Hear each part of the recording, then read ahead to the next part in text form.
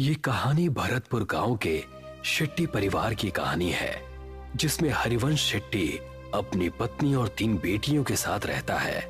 हरिवंश पेशे से इंजीनियर है और अपनी तीनों बेटियों को बहुत पढ़ा लिखा कर अपने पैरों पर खड़ा करना चाहता है। गांव के सभी लोग हरिवंश को बेटियों की पढ़ाई के बजाय उनकी शादियों के लिए पैसे जोड़ने की सलाह देते हैं, मगर हरिवंश शेट्टी अपनी मर्जी का मालिक है। वो किसी की नहीं सुनता सिवाय अपने। एक दिन अपने ऑफिस जाते हुए हरिवंश को रास्ते में उर्मिला चाची मिलती हैं।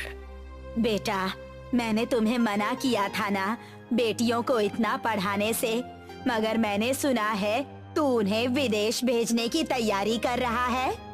हाँ चाची, आजकल के बच्चे पढ़े लिखे होते हैं और सब अपने पैरों पर खड़े होते हैं। मैं भी अपनी बेटियों को बहुत पढ़ाना लिखाना चाहता हूँ। एक बार अपने पैरों पर खड़ी हो जाएं, उसके बाद शादी की सोचेंगे। मगर बेटा, उनकी शादी। ओफो चाची, अभी वो तीनों बहुत छोटी हैं। तुम उनकी चिंता मत करो, मैं हूँ ना, मैं सब संभाल लूंगा। इतना कहकर हरिवंश अपने ऑफिस के लिए निकल जाता है। उसके ऑफिस पहुंचते ही उसे खबर मिलती है कि गांव में भूकंप आया है और सब बर्बाद हो गया है। हरिवंश वापस घर पहुंचता है और देखता है कि उसका पूरा गांव बर्बाद हो गया है। अरे ये सब क्या हो गया? मैं तो लुट गया, बर्बाद हो गया। अब कैसे सब हो पाएगा? मेरी बेटियां कैसे विदेश जाएंगी और आगे की पढ़ाई करेंगी? अजी, नुकसान तो पूरे गांव का हुआ है, मगर भगवान की कृपा है कि हम में से किसी को कुछ नहीं हुआ। सभी लोग जल्दी से जल्दी गांव को खाली कर दो। सरकार ने कहा है यहाँ अभी और बड़े भूकंप आने वाले हैं। देखते ही देखते पूरा गांव नदी पार करने के लिए इकट्ठा हो जाता है। सभी नदी के किनारे खड़े जिट्टी का इंतजार करते हैं। वहीं हरिवंश शेट्टी का परिवार भी अपने नंबर का इंतजार करता है। हरिवंश किसी सोच में डूबा है, तभी उसके कंधे पर कोई हाथ रखता है। हरिवंश पलट कर देखता है तो वो डर जाता है।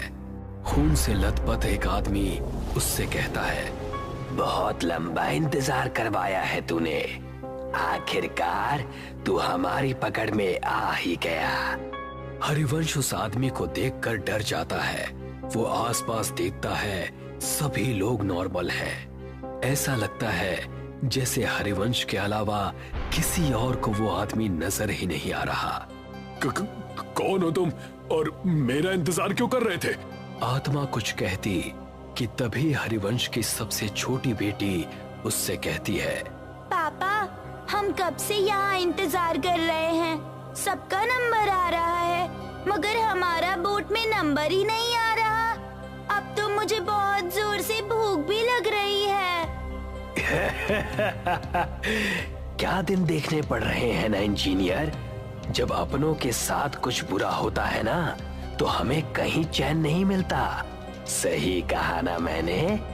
मगर तुम हो कौन और मुझसे क्या चाहते हो? तभी हरिवंश की नजर नदी के बीचों बीच चल रही नाव पर पड़ती है, जहां से बहुत चीखों की आवाजें आ रही हैं। नाव नदी के बीच हिचकोले खाने लगती है। तभी हरिवंश की नजर नदी में कुछ आत्माओं पर पड़ती है, जो जेट्टी से कुछ लोगों को पानी में गिराने की कोशिश कर रहे हैं। जो आदमी नदी में गिरता जाता है, वो आत्माएं एक एक करके उनका गला मरोड़ती, तो कोई आत्मा किसी का खून पीती है।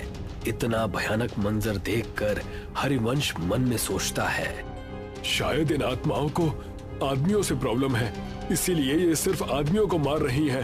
अगर मैं मेरे परिवार के साथ गया तो ये मेरे साथ साथ उन्हें भी नुकसान पहुंचा सकती हैं, जो मैं बर्दाश्त नहीं कर सकता।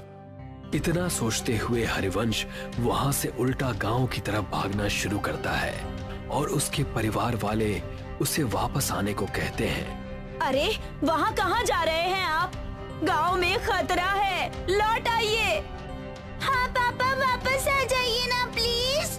वहाँ मत जाइए ना पापा, वापस आ जाइए ना। मगर हरिवंश किसी की नहीं सुनता और गांव के अंदर भाग जाता है। वो जैसे ही गांव में जाता है वो देखता है वहां कोई नहीं है, एकदम सन्नाटा छाया हुआ है। हरिवंश अपने उजड़े हुए गांव को चारों तरफ से देखता है। तभी उसे एक आत्मा उसकी ओर दौड़ती हुई नजर आती है। हरिवंश अपनी जान बचाकर वहां से भागता है। भागते भागते थक जाने के बाद हरिवंश एक सरकारी स्कूल की बिल्डिंग के बाहर बैठ जाता है। वहां भी उसे सब उजड़ा हुआ दिखता है। तभी दो छोटे बच्चों की आत्मा हरिवंश के पास आती है और उससे कहती है, अंकल, हम तो मासूम से बच्चे थे ना, आपने हमें क्यों मार दिया? अब आपका नंबर है।